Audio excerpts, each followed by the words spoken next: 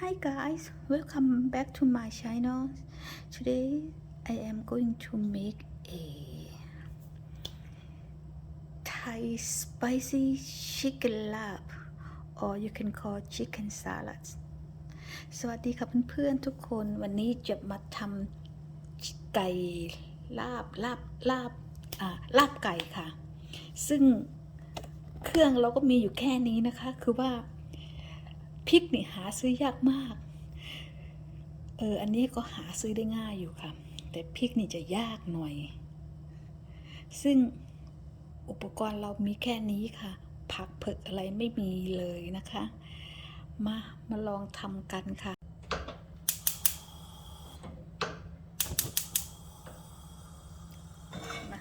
ลวกไก่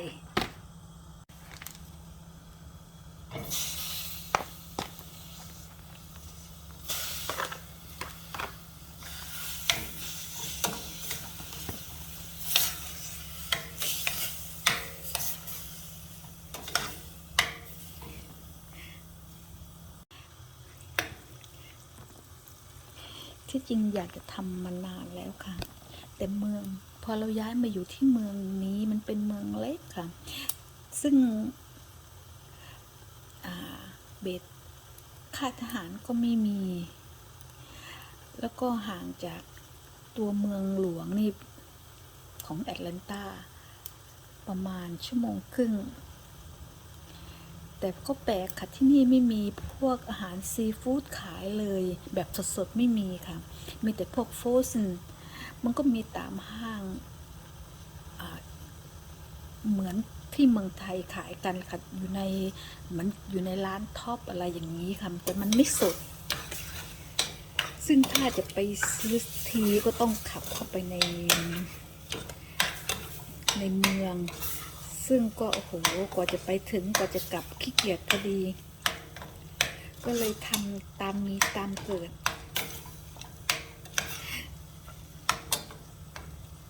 กำลังหุงข้าวเหนียวค่ะไม่รู้จะออกมาเป็นไงหุงข้าวเหนียวในหม้อหุงข้าว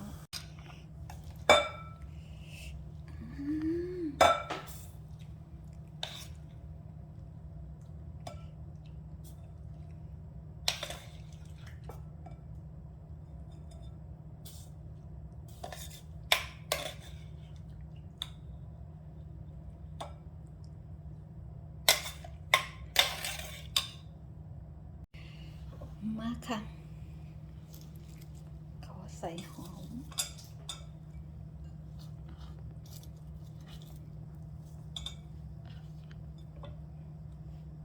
ใส่พริก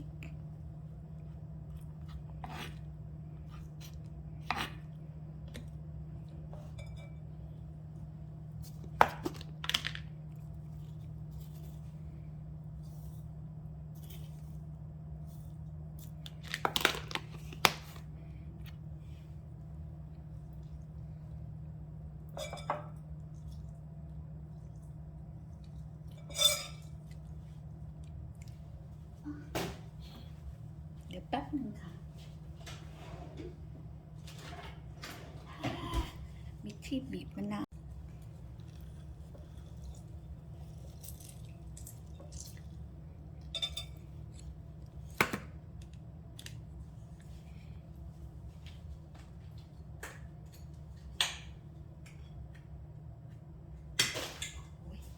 ยากมาก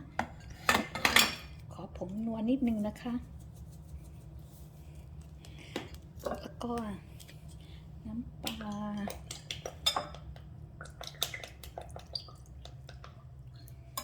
แค่นี้มั้ง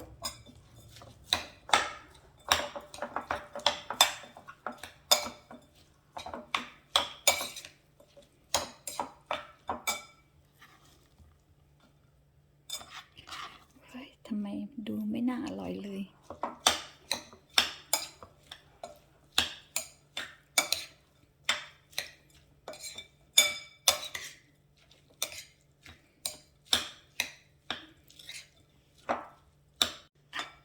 ลืมข้าวคั่ว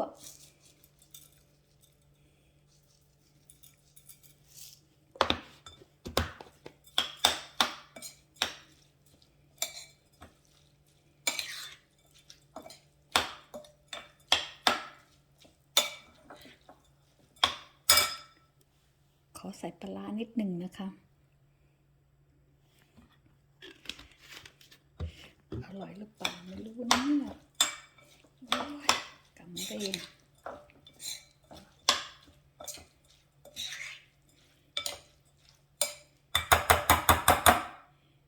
ชิมดูแล้วไม่รู้ขาดอะไรขาดอร่อยหรือเปล่าไม่รู้นะคะเพื่อนๆเดี๋ยวไปเอาข้าวเหนียวมาชิมก่อน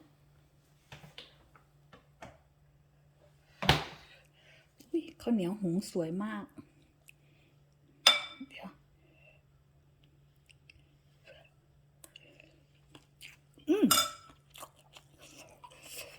ฟ้าก็อร่อยอ่ะไม่น่าเชื่อว่าอร่อยเป็นไปได้ไงเนี่ยเสร็จแล้วนะคะเพื่อนๆลาบไก่ It's all done guys. This is my chicken lab. It's really easy and thank you for watching.